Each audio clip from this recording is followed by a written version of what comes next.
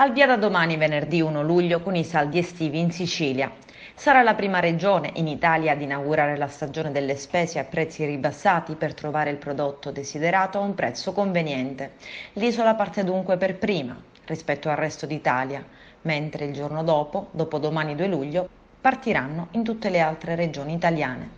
Ma nonostante la partenza anticipata, secondo Federconsumatori la ripresa potrebbe essere lenta. Secondo i dati Istat di giugno, il 2022 si stima una diminuzione dell'indice del clima di fiducia dei consumatori.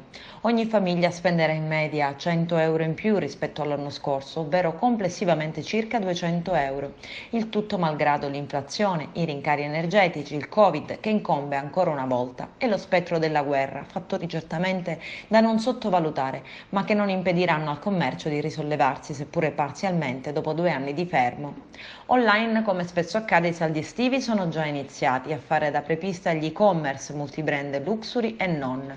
Sconti e ribassi interessano per lo più le collezioni primavera-estate 2022 e quelle precedenti. In quest'ultimo caso è facile trovare prezzi ribassati anche fino al 70%. Il Codacons ricorda sempre di fare acquisti intelligenti per evitare fregature. Innanzitutto il negoziante è tenuto a mostrare chiaramente il prezzo di partenza, lo sconto e il prezzo finale.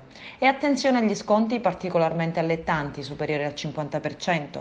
Il negoziante in questo caso potrebbe aver gonfiato il prezzo di partenza per aumentare la percentuale di sconto e ingolosire il cliente.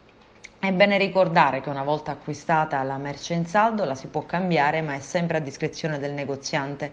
Ovviamente è essenziale che il capo restituito sia integro e non danneggiato. Qualora invece l'acquirente si rendesse conto di un difetto, può farlo presente entro 2 mesi dall'acquisto. In quel caso il negoziante è obbligato alla riparazione o sostituzione del capo o ancora alla restituzione della somma pagata. Qualora la sostituzione non fosse possibile, si ha diritto alla restituzione dei soldi, non ad un buono.